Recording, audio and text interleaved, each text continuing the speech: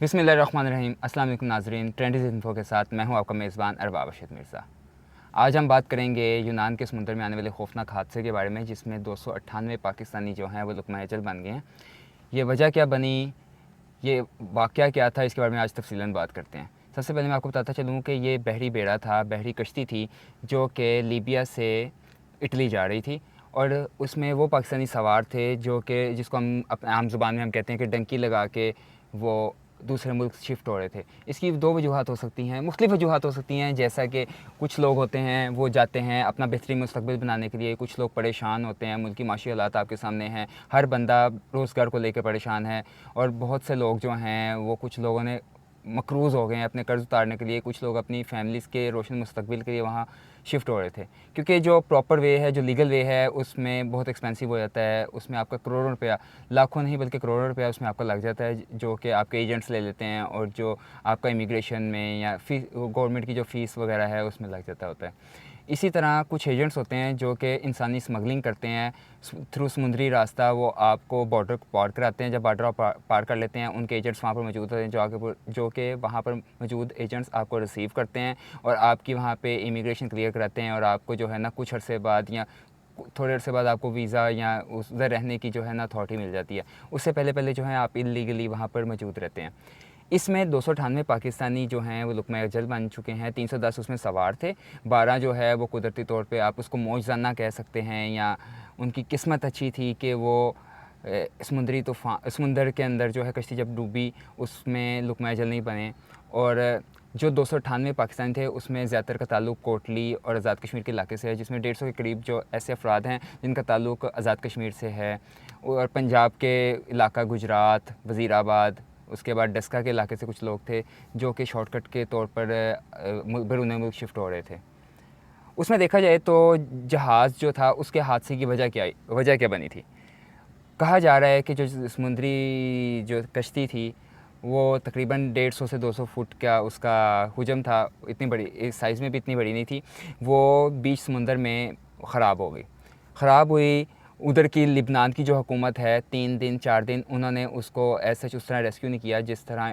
کیا جانا چاہیے تھا۔ انہوں نے ایک چھوٹی سی کشتی بھیجی جو کہ جہاں جیسے ہم جس کو آسان الفاظ میں ہم کہہ سکتے ہیں کہ ہم کسی گاڑی کو ٹو کرنا ہو، کوئی گاڑی خراب ہو تو ہم رسی لگا کے اس گاڑی کو ٹو کر کے ایک جگہ سے دوسری جگہ منتقل کرتے ہیں۔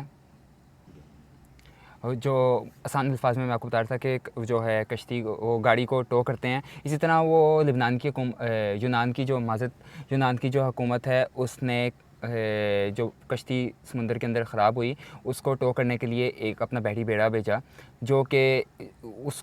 سے رسی باندھ کر ٹو کیا جا رہا تھا۔ اس دوران جو ہے وہ بحری بیڑا بے قابو ہوا اور جو کشتی تھی وہ الٹ گئی۔ اس میں تقریباً سینکڑوں کے قریب افراد جو تھے موجود تھے، جس میں 210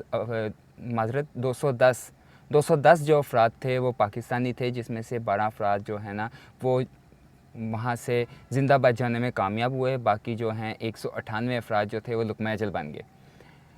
جب یہ خبر میڈیا پہ پھیلی، جب یہ خبر ہائی لائٹ ہونا شروع ہوئی تو جو لوگ ڈنکی کر کے بیرون ملک جا رہے تھے ان کے گھر میں، ان کے محلے میں جو ہے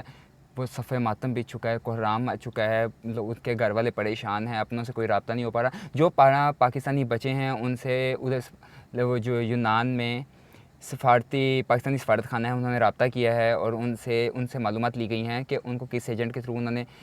اپنے پیسے جمع کرائے تھے، اور انہوں نے اپنی تمام تر معلومات جو ہیں ان ایجنٹس کے والے سے ان کو فراہم کر دی ہیں۔ اور جو ایف آئی اے پاکستان ہے اس نے مختلف شہروں میں آپریشنز کرنا اسٹارٹ کر دیے ہیں، آپریشنز کر رہی ہے، مختلف علاقوں میں چھاپے مارے جا رہے ہیں ان ایجنٹس کی گرفتاری کے لیے۔ ایف آئی اے حکام نے جو ہے ایک ہیلپ لائن اور اپنا ایک ہیلپ لائن نمبر بھی ایشو کیا ہے، جس کے اوپر عام شہری جو ہے کسی کو بھی اگر ایسے انسانی اسمگلرز کے حوالے سے کوئی انفارمیشن ہے تو وہ وہاں شیئر کر سکتا ہے۔ ایف آئی اے حکام نے اس بات کی بھی وہ تصدیق کی ہے اور اس بات کا اعتماد میں لیا ہے کہ جو بھی انفارمیشن شیئر کی جائے گی اس انفارمیشن شیئر کرنے والے کا جو نام ہے وہ صیغہ راز میں رکھا جائے گا۔ ایک اور بڑی مزے کی بات ہے، اس میں جو سینکڑوں کی تعداد میں لوگ اس وقت جو یونان کے سمندر میں ڈوبے ہیں، اس میں جو تقریباً 76 کے قریب لاشیں یا میتیں ہیں جو کہ وہ اب تک تلاش کی کی جا چکی ہیں۔ ادھر کے یونانی حکام کا کہنا ہے کہ یہ جو ہے نا وہ ناقابل شناخت ہیں، یعنی ان میتوں کی شناخت نہیں ہو سکتی۔ اس کے لیے پاکستانی سفارتخانے نے جو پاکستانی شہری گئے ہوئے تھے ان کے گھر والوں سے اس چیز کا مطالبہ کیا ہے کہ ان کے بچوں کا یا ان کے والدین کا ڈی این اے بھیجا جائے تاکہ ان کی جو ہے نا ورثاء کی لاشوں کی یا میتوں کی جو ہے شناخت کی جا سکے۔ انتہائی دکھ بھرا مقام ہے، ہماری حکومت کو بھی سوچنے کی ضرورت ہے کہ ایسی کیا وجوہات ہوتی ہیں کہ ہمارے جو نوجوان ہیں، ہمارے جو اس ملک کا کرکس ہیں، اس ملک کی یوتھ ہے، اس ملک کا جو امپورٹنٹ دماغ ہے، یعنی وہ اگر اس ملک کے اندر رہ کر اس ملک کی ترقی یا اس ملک کی فلاح کے لیے اگر کام کرے تو وہ دماغ اس طرح ہم ضائع نہ کر سکیں۔ حکومت کو بھی چاہیے کہ کچھ ایسے اقدامات کرے، اپنی معیشت کو ٹھیک کرے، جو ہے اکانومی کو ٹھیک کرے، کاروبار کے مواقع پیدا کرے، نوکریاں پیدا کرے، تاکہ جو ہمارا نوجوان